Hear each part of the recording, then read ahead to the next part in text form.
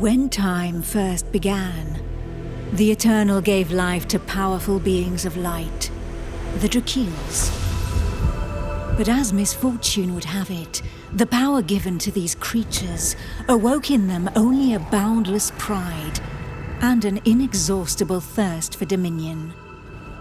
Shaken by this betrayal, the Eternal banished them to the deepest abyss of Dracomundus. It was there, in the depths of the earth, that they twisted into the monstrosities that we know today as dragons. Alas, possessed more than ever by hate and vanity, the Banished refused to admit themselves defeated. Through their voices, they persisted in corrupting humanity. Through their blood, they defiled the land we call our home. From that moment on, mankind would live in fear. Fear that one of the Dragon Lords, the most powerful of the Banished, would one day return to the surface. With the support of his dragon kin, Saw Ichnog succeeded in escaping from his subterranean prison. And brave souls, guided by the light, rose up and vowed to push him back. Soldiers of the Order, righteous and faithful to the Eternal, who suffered body and soul after coming into contact with draconic corruption. Rare were those who remained impervious to the depraved whispers of the dragons on the outskirts of this gaping breach. One such person was Godefroy of Clerval, Grand Knight of the Order of the Eternal.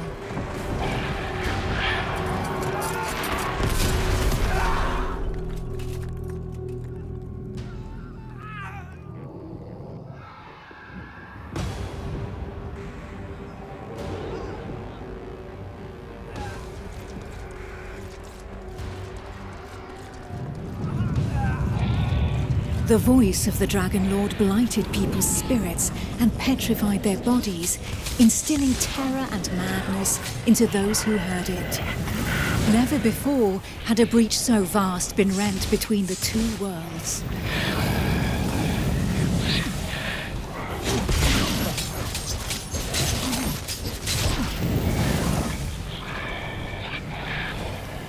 It was here, at this wound between worlds, that the corruption was most potent. One by one, haunted by the whispers from below, the people succumbed to madness. Draconic blood sullied the earth and corrupted the creatures that trod upon it.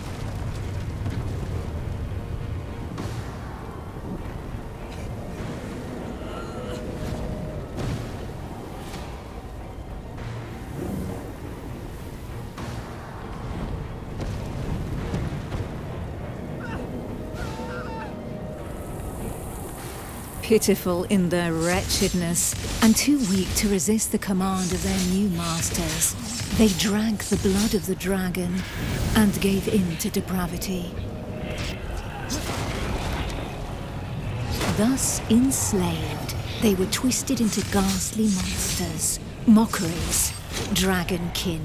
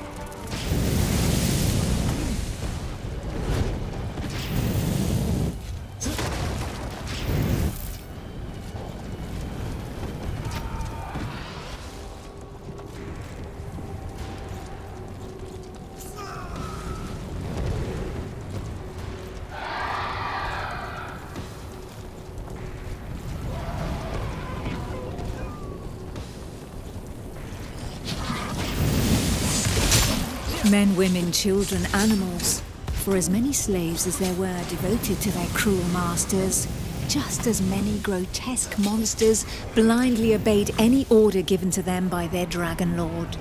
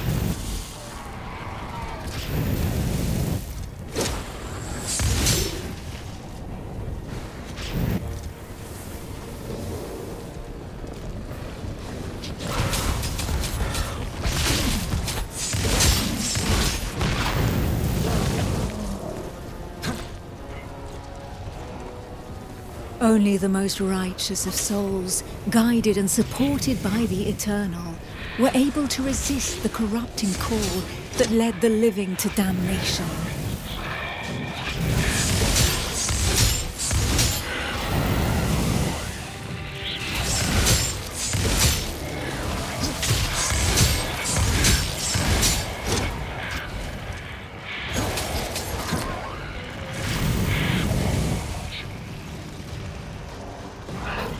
These righteous few bore the feeble flame of man through the darkest shadow, and though it flickered, it would not be extinguished.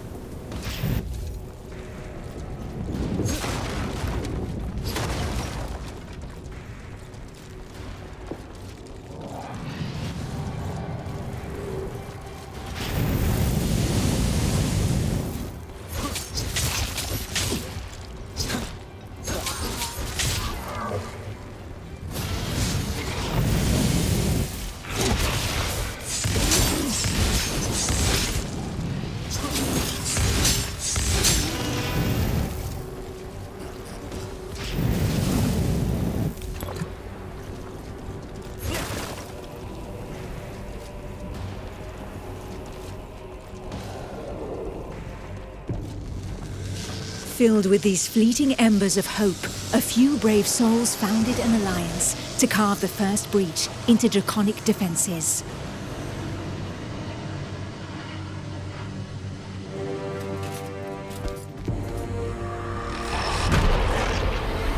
Here, the Dragonkin's power was strong.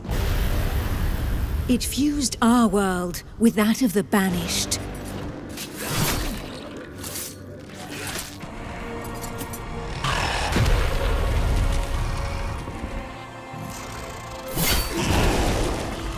Godefroy of Clairval heroically broke through and shattered their defense barriers.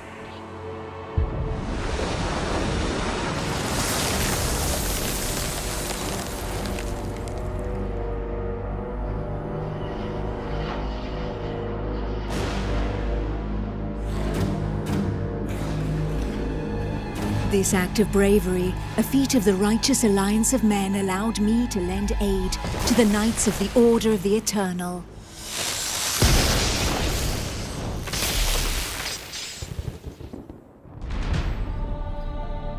Me, Almantir, Grand Oracle of Pythodurcan, Dragon Blood, a human altered but not consumed by the draconic blood that flows through my veins. My sisters and I have powers given to us by the dragon, but our souls remain our own.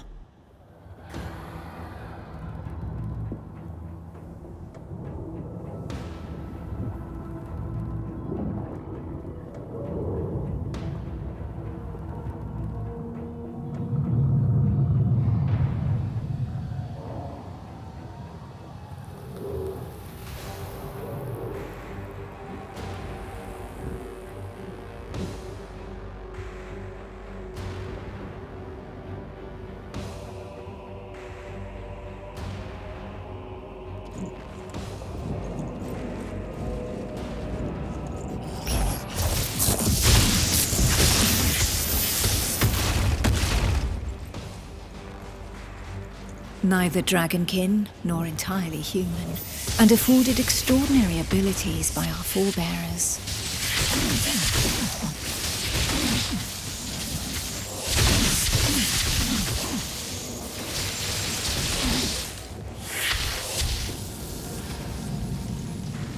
By those who drank the blood of the only banished dragon to have ever repented before the Eternal.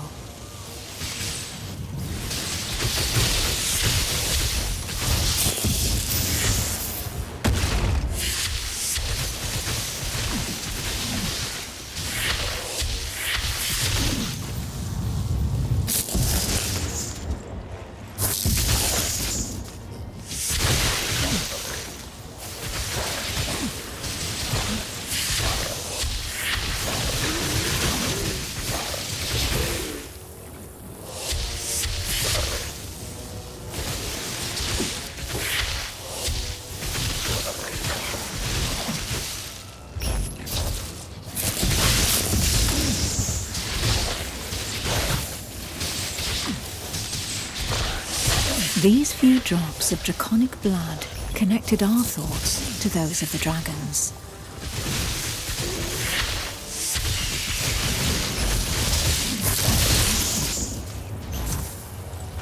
Struck by fleeting visions, we saw glimpses into their deeds and understanding of the feelings that drove them.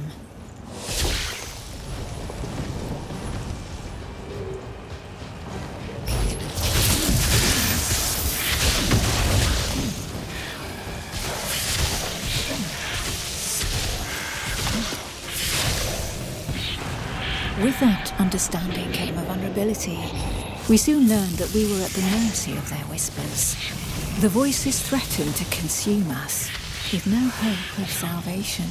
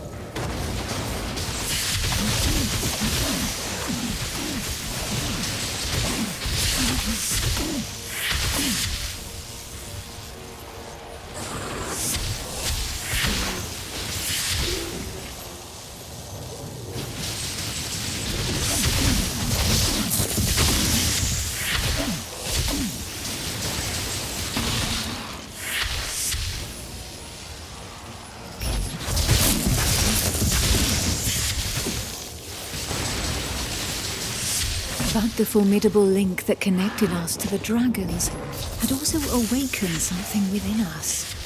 We lived strong in the certainty that the Eternal had pardoned us for the draconic corruption in our veins.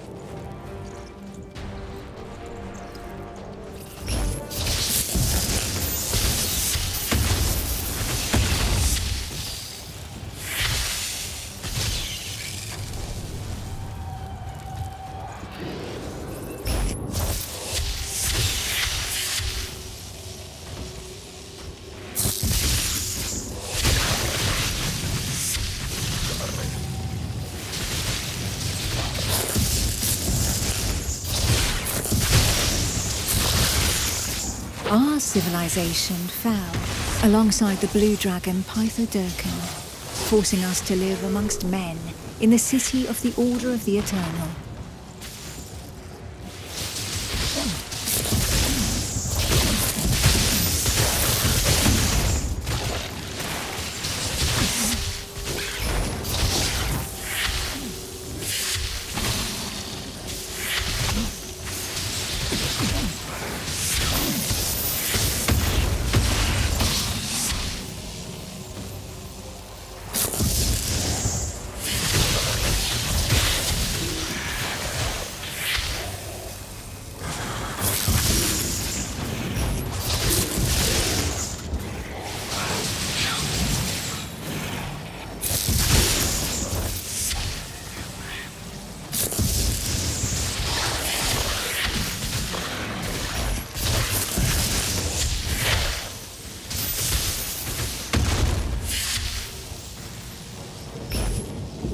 closer to the breach made by Sir Ichnog, Godefroy, fighting fire with fire, confronted the draconic hordes.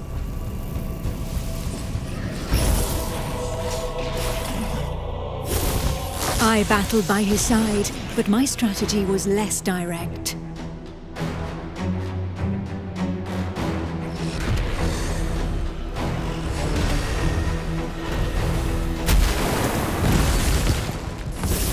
My draconic power allowed me to open up a passageway for the men of Nurogard, all of them prepared to make their ultimate sacrifice to save what remained of humanity.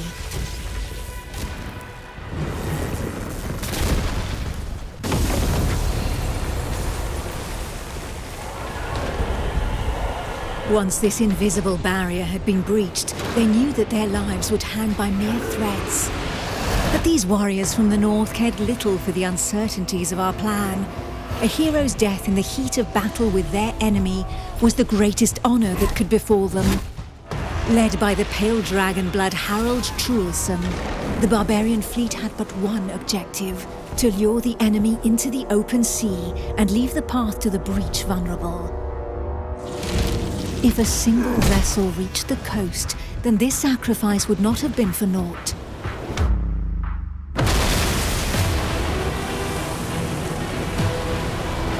Harold Truelson reached the hostile shore and avenged those fallen from the Toriel clan.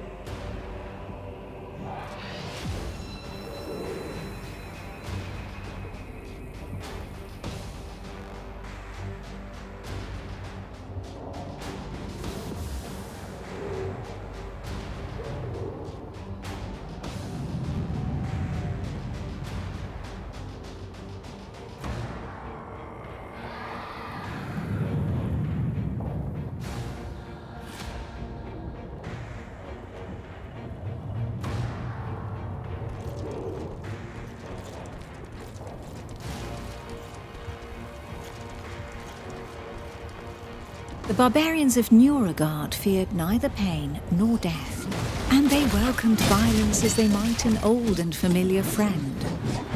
Truelson knew this friend better than most. His existence thus far had been one of suffering, of hardening his resolve, and of preparing to endure the worst of torments, without losing the one thing of value every warrior of his clan held dear: his soul. While the Knights of the Order of the Eternal had always been forbidden from making use of dragon's blood, the warriors from the north, staying true to their values, had taken this risk. A select few, highly trained clansmen, risking their lives in the process, had successfully imbibed the pale dragon's blood without succumbing to the corrupting voices. Among them was Truelson. To become a dragon blood barbarian, he paid the ultimate price and cast away a portion of his humanity.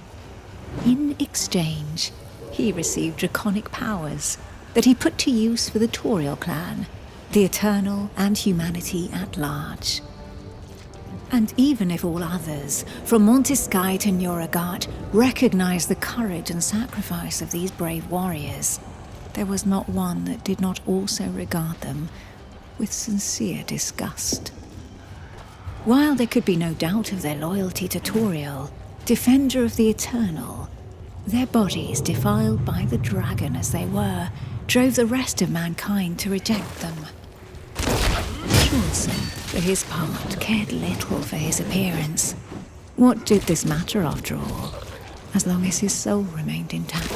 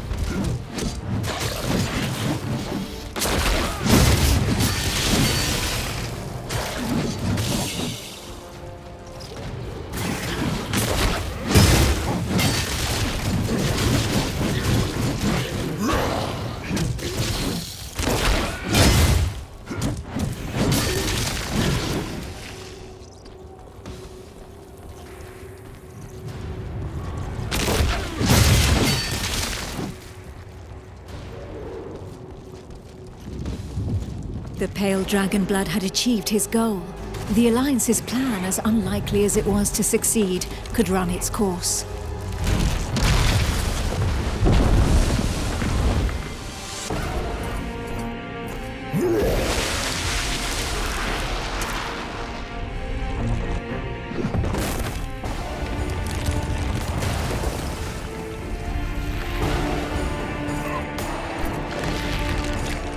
The barbarian waited for the signal that would tell him where to carve a bloody path through enemy defenses and lure the dragons far away from the breach.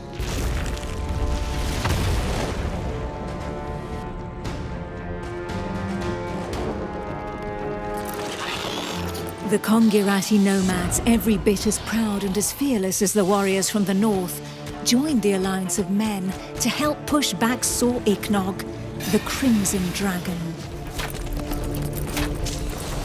Sitting astride their draconic hybrids, these tracker archers faced the dragons steadfastly and seemingly without fear. Not one would allow the enemy to make easy prey of them. Hides, wings, teeth, blood. For the Kongirati, each draconic monstrosity was not only a threat, but also a quarry from which they could gain valuable resources.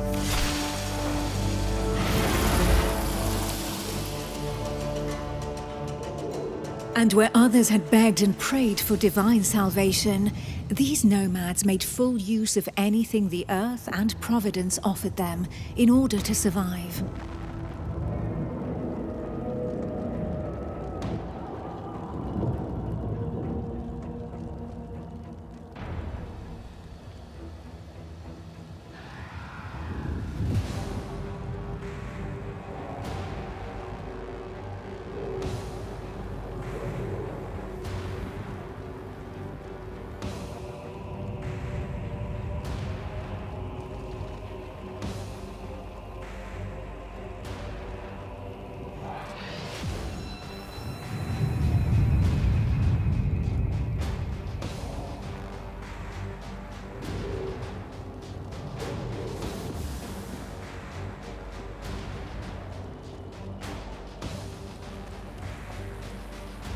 Their master tracker, Eula, however, did not see things in such stark shades of black and white.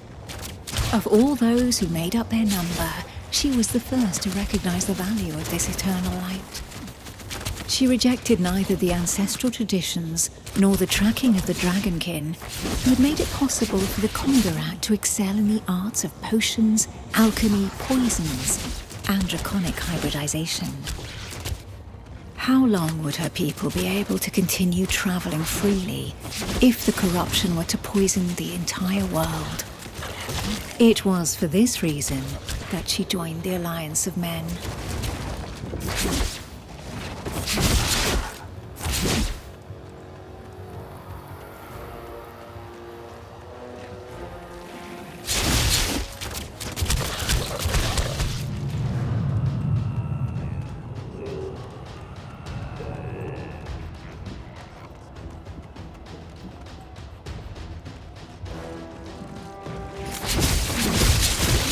To seal this union, the Order of the Eternal entrusted her with one of their most powerful relics, a single, glimmering scale of light.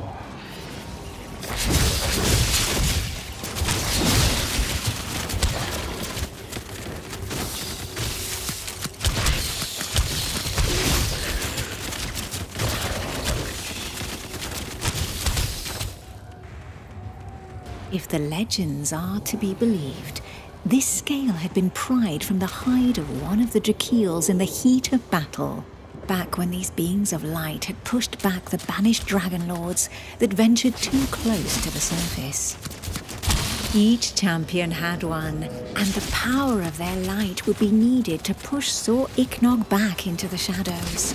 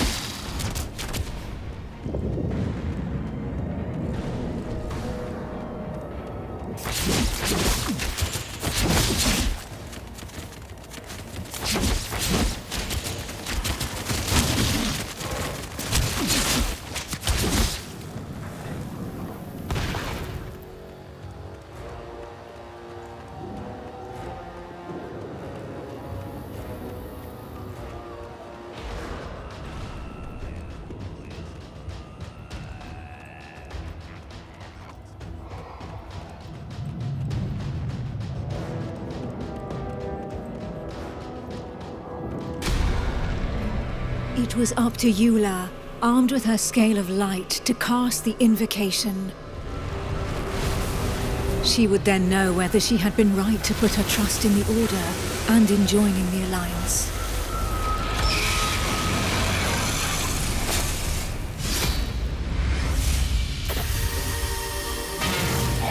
The power of the light was like nothing ever seen before. We heard the Dragon Lord howl into our minds, racked with pain and rage.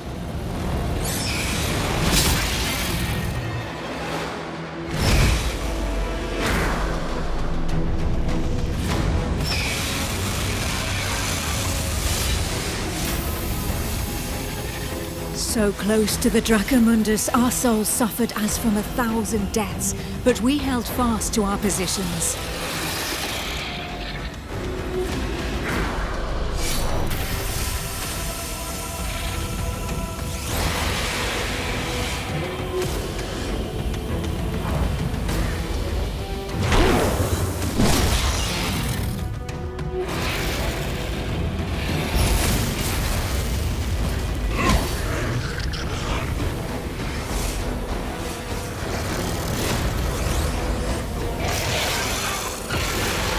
Inch by inch, the divine light pushed the corruption back into the breach, and it was thus that the banished lord Sir Ichnog disappeared once more into the shadows, where he would suffer eternal retribution.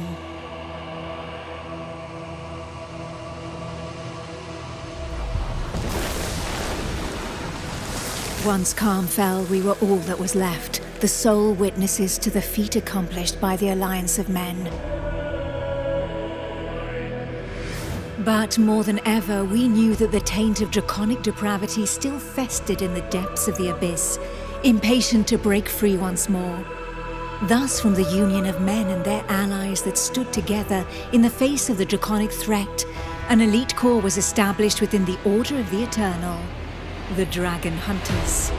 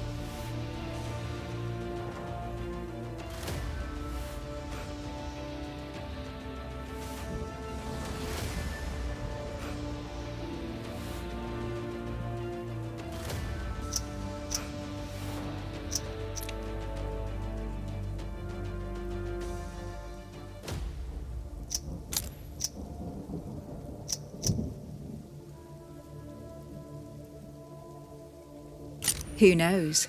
Perhaps the heroes that the Alliance of Men has been waiting for will be found among this unit's latest recruits.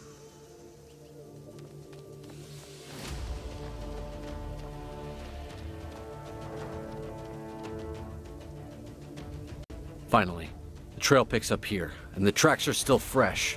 We must be close. They must think us far behind. As if they could think we'd let them go after they killed one of our own. We'll avenge your brother, Yorn. Have no fear about that. Apprentice, stay close to us and watch your back. Don't let any Dragonkin get the drop on you. There they are. Nicely done, Song Khan. They seem to have gathered here. So that's why my brother was unable to get away. He was ambushed.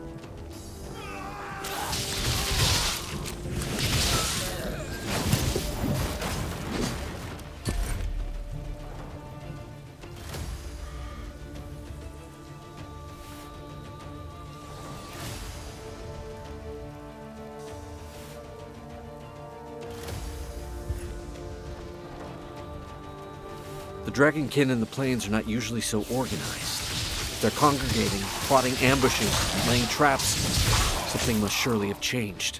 Then it's up to us to find out what that is.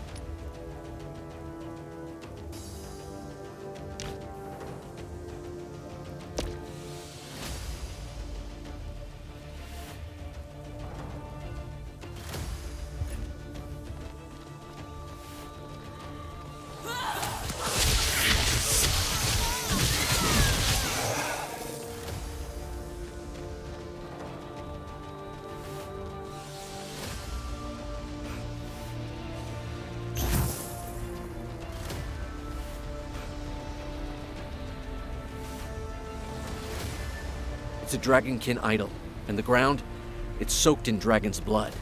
Astria, what could this mean?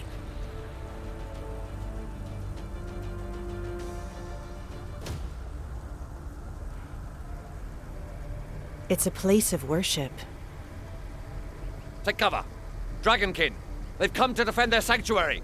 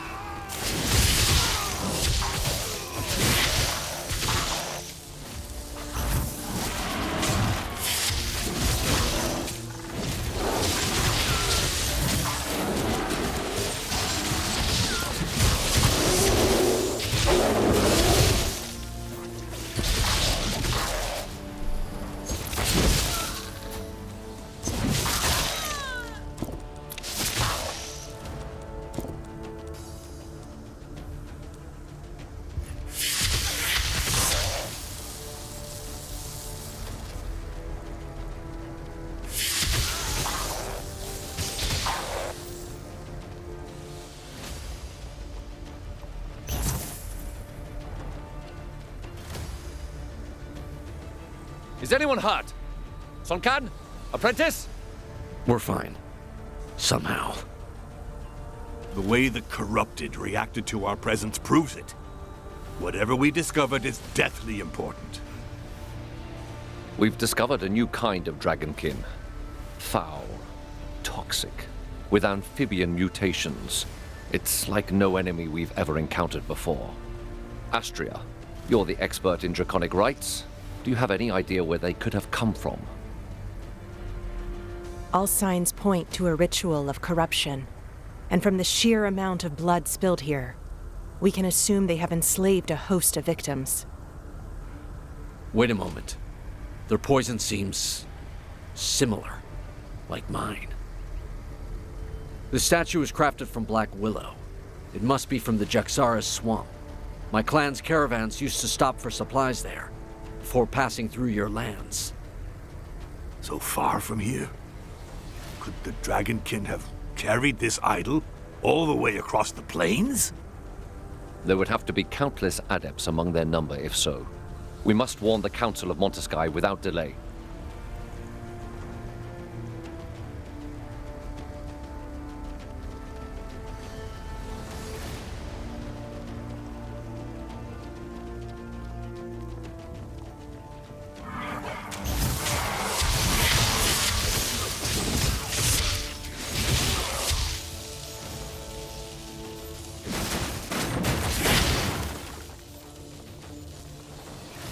Would the Dragonkin really have crossed the plains solely to abduct followers? Are you certain, Sonkin? Was it really Black Willow Wood? I am a Congarati tracker. I would never mistake a plant. This statue is from Jaxara. There's no doubt in my mind. If you're right, every soul in Jaxara may already be twisted into their service. Let us only hope they are not planning to launch an assault on Monteskai.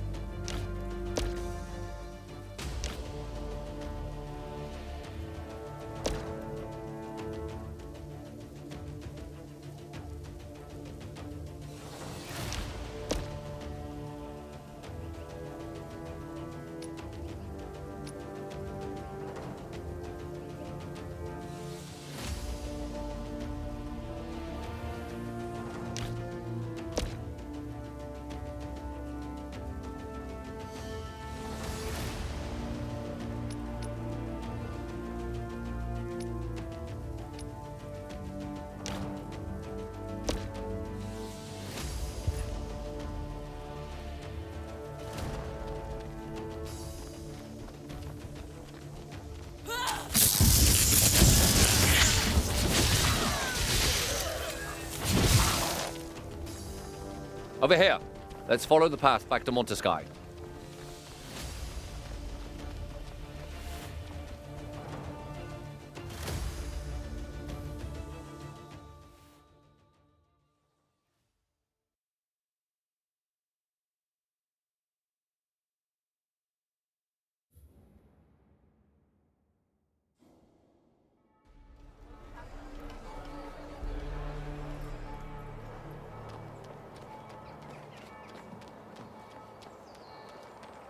There's not a moment to lose. We need to convince the Council to send us on a mission to Jaxara. If we allow this cult to spread even further outside our walls, the citizens will starve. Given the scale of this invasion, it should not be difficult to win the Councilors over. They'll surely decide to attack in force. Perhaps it would be best to learn more about our enemy before rushing in. If we are to root out a cult of this size, we need to avoid making any hasty decisions. There would be one way to learn more about these creatures. A reconnaissance mission. If we send a small group, they may go unnoticed. A few skilled soldiers need only enter their lands and target their sanctuaries and camps. Then we'll see how they respond. Wait a moment. You're suggesting we all take part in this operation? Of course. I'm not going to be risking my skin on my own.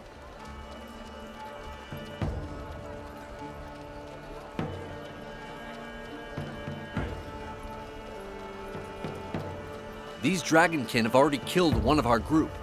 It would be madness for all 5 of us to offer our necks to their blades. Only 4 of us are fit to breach enemy lands. 5 if you include the apprentice. Let's not take the risk of us all throwing ourselves into the lion's den. And what exactly are you suggesting, Song Khan? Facing this cult down with a party of 2 to 1,000? Whether we're 2 or 5, we have no chance of eliminating all the corrupted. But their orders are delivered by a leader. If we were to cut off the serpent's head, so to speak, let's work with a group of 2. Make use of the element of surprise and rid ourselves of them before reinforcements arrive. I wonder whether I wouldn't prefer a good old-fashioned melee instead. So be it. The apprentice will accompany Son Khan while we protect the borderlands around the Alliance. The apprentice will gain a bit of experience in the company of a tracker. All that leaves is the accolade, and to make her a dragon hunter officially.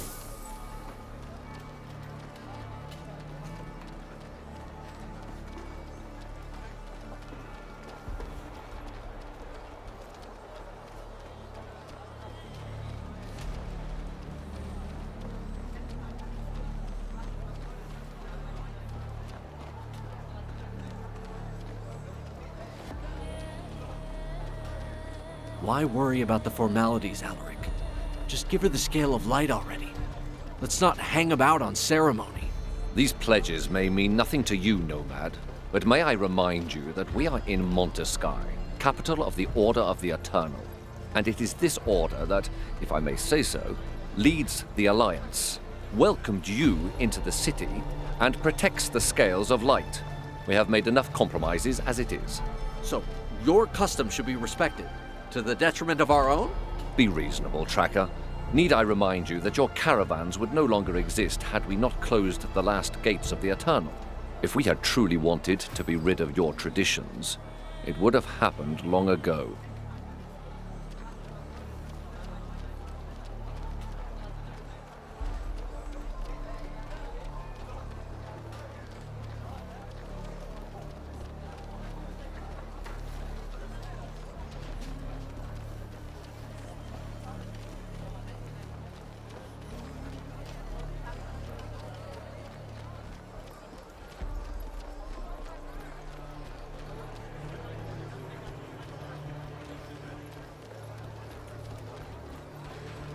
You were able to profit through trade after taking neither side during the war that turned so many men against one another.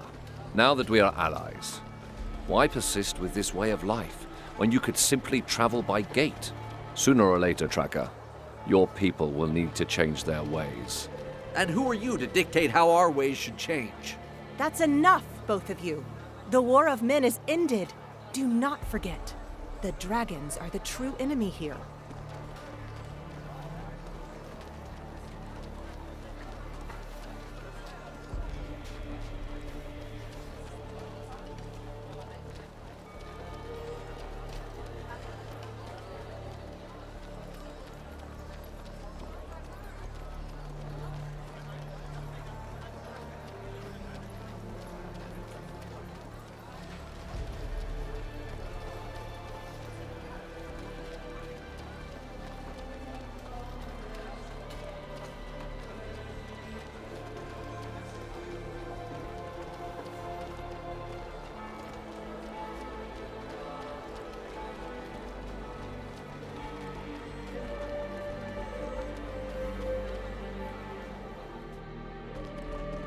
The Dragonkin number more than ever, and they are rapidly gaining ground. We will need to strengthen the city watch, at the very least. The dragon hunters have returned. Who knows? They may have even brought us some good news. Please forgive this intrusion, councillors. Alas, Grand Tracker, I fear I do not bring the news you are hoping for. Speak, Hunter. As you ordered, we found the Dragonkin that killed one of our own. In doing so, we discovered an ascendant cult, one which swells in number. They are practicing corruption rituals in the plains around Montesky. According to San Kan, the idols they are using are from Jaxara, and the ground there was drenched in dragon's blood. I fear that their intentions have been made all too clear. They have come to desecrate the plains? This close to Montesky? How have they been able to escape our notice for so long? We will need to act before they are able to launch an assault. With your permission, Counselor, allow me to conduct a reconnaissance mission into enemy territory together with the apprentice. I know these lands well, since the Conqueror used to trade here. 2 hunters against an army of adepts? You cannot be serious. The Dragonkin have flooded the plains de Clerval, and redoubled their assaults against my clan. This hunter strategy would allow us to combat them on several fronts. This is so. Allow Sun Can and the apprentice to gather information at least. I will oversee them, and if there is need for it, we will call them back.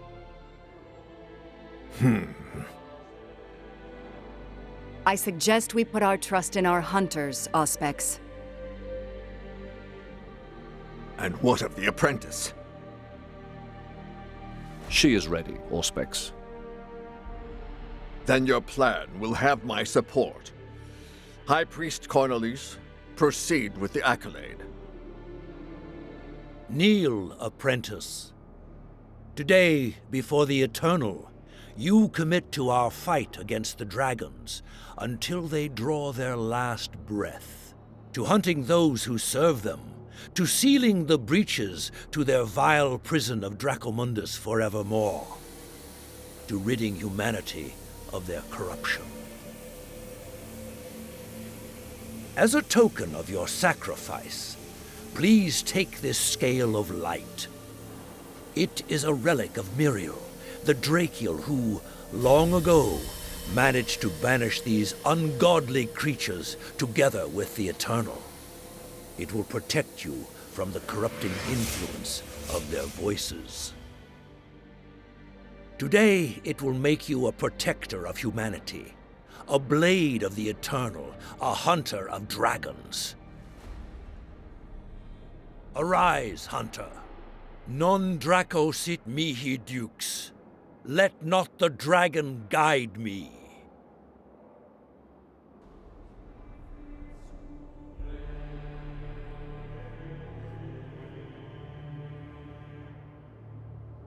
Come and find me at the jail before leaving Monteskai. Since Sun Can and yourself will be on your own in the Jaksara swamp, we are prepared to offer you our support.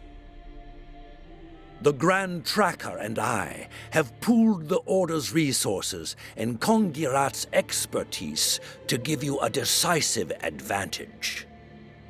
To meet the dragon's strength with our own, we have raised the first tame wormling. And we have taught it how to fight alongside hunters. It will make for a fearsome ally. Grand Tracker, be reasonable. Nobody has ever been able to tame a dragon. This creature is dangerous. You are right, to a point. Raising it was not enough. To control these beasts of draconic perversion, we needed to purify and subject them to the power of the light. We used blessed seals to do just that. It is not their chains that keep them subjugated, Tracker, but rather our faith in the Eternal. This wormling will accompany the new hunter. Your first mission promises to be a challenging one, and I am in no hurry to be called for a new accolade anytime soon. Innovation is one of the core values of our clan, Sun Can. I wager your opinion will change once you've seen this creature at work. With all respect, Grand Tracker, I highly doubt it.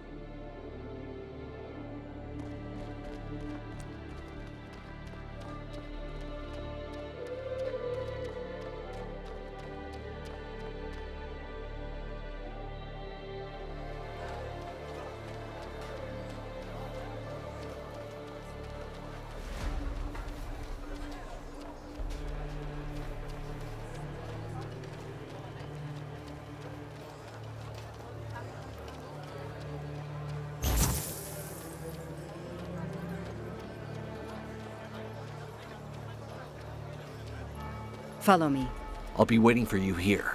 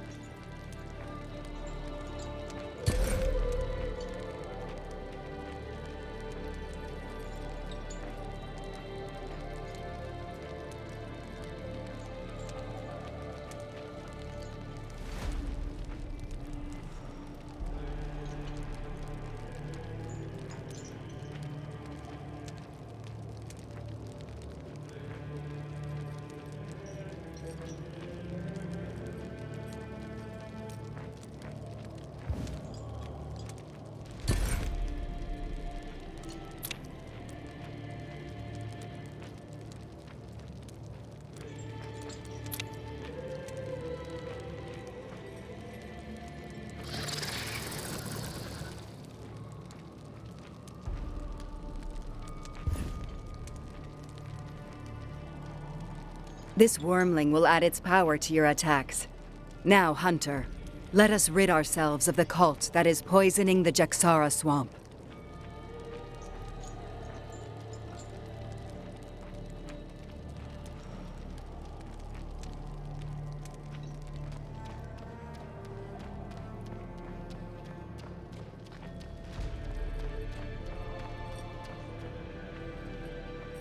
Keep an eye on your wormling. I don't like to see the Order getting involved in the clan's research. I often adventured in the Jaxara swamp, and I believe I know a village there where we can begin our search. Keep your scale close. The dragon's whispers are louder here, in Dragonkin territory.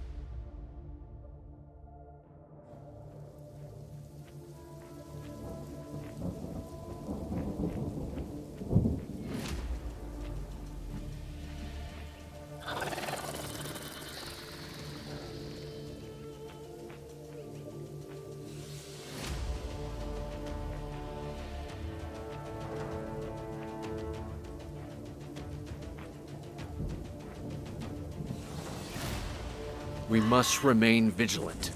This part of the plains has not been cleared. No doubt it will be infested with Dragonkin. Damn it. We'll have to fight our way through here. Marauders have taken the village.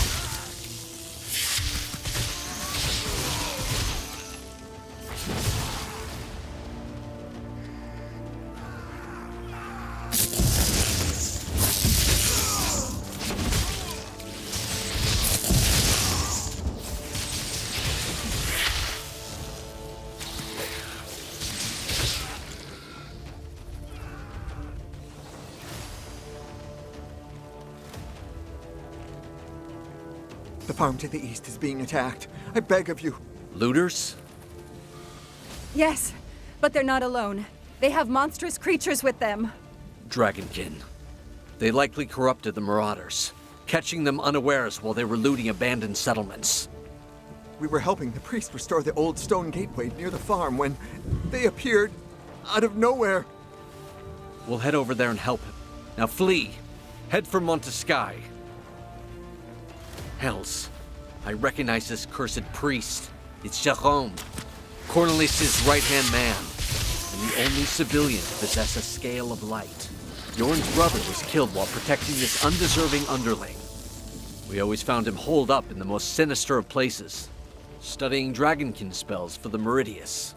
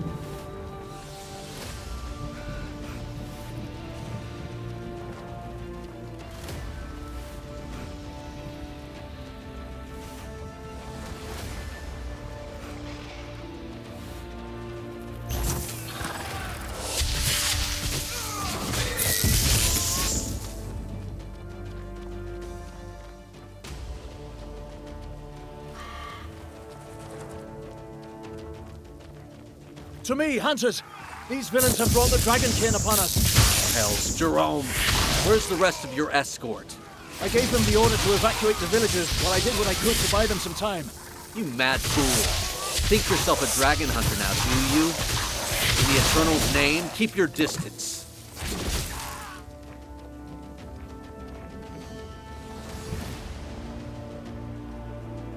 Thank you for helping me out of that tight spot, hunters. What are you doing here, Jerome? Restoring a gate, or so say the villagers? Don't tell me it's a gate of the Eternal. Well, in truth, follow me and you'll understand.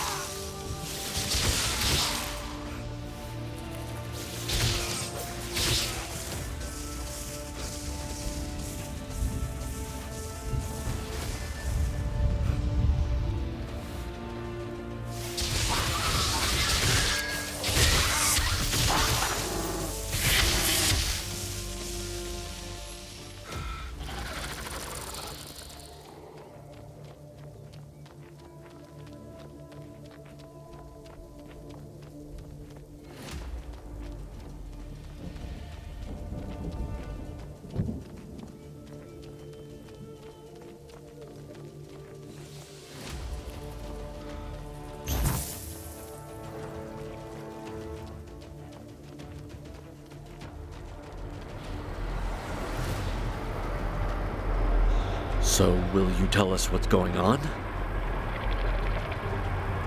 The Dragonkin cast some manner of spell upon this gate. Nobody knows precisely what they intended to do, but Meridius Cornelis is afraid they may yet put it to twisted purpose. The gates of the Eternal are connected to one another by the great light lamps, which the Order once used itself back during the time of the War of Men. They were sealed when the Kongarati trackers joined the Alliance. We need to break this spell. Indeed.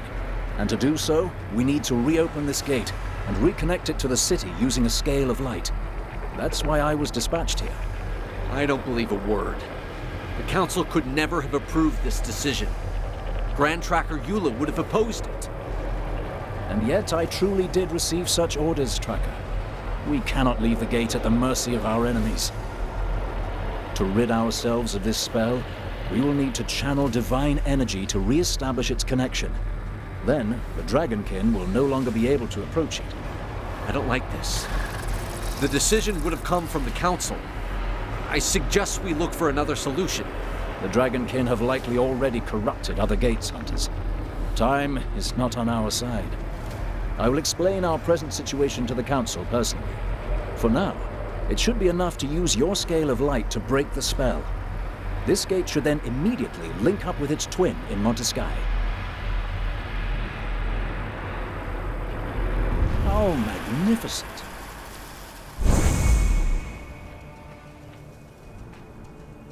I will return to Monteskai and inform the Council.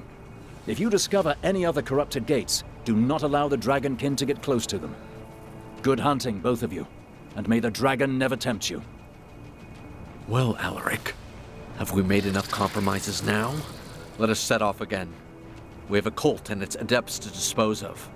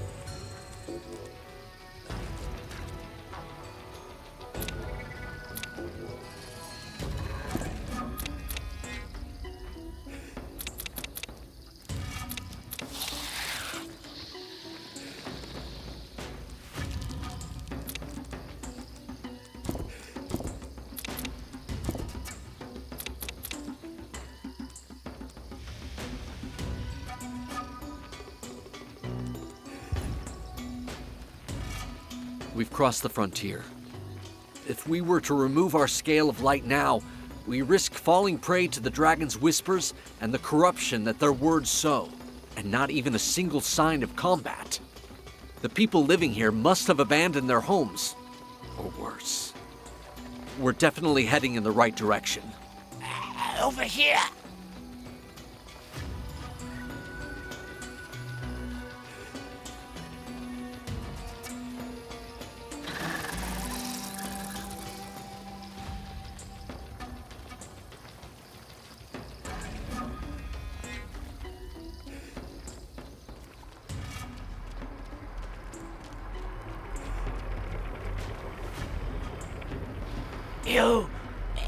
You're dragon hunters, aren't you? By the Eternal, please, spare me. I'm human still. You've drunk dragon's blood. I don't know. It's been weeks since Dragonkin corrupted our water. Some of us have surrendered to it already.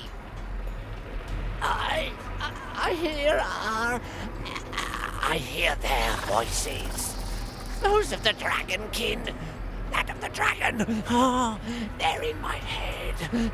Save me. Please, make them stop. I'm begging you. You can hear not only the voice of dragons, but also those of Dragonkin? I hear them all, I tell you. The adepts and the hostages they took from Demistia. They'll never be silenced. Never. Always the same words again and again. And the prisoners. Oh, the prisoners. Their constant attempts to break their spirits, to corrupt them, just like us. Like us.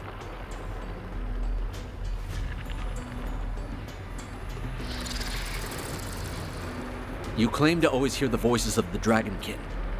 Have you overheard where they're keeping their hostages?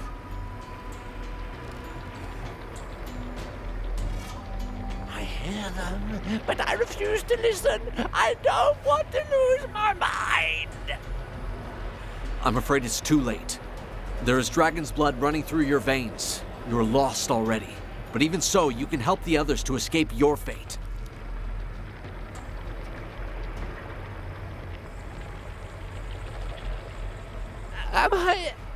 Am I going to die?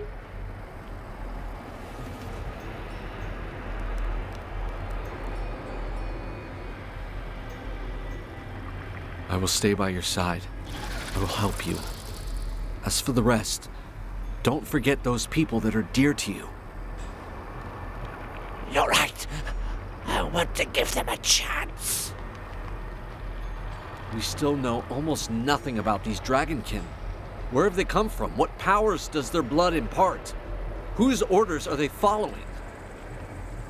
I'll watch over this poor soul and try to find out where the hostages are being held.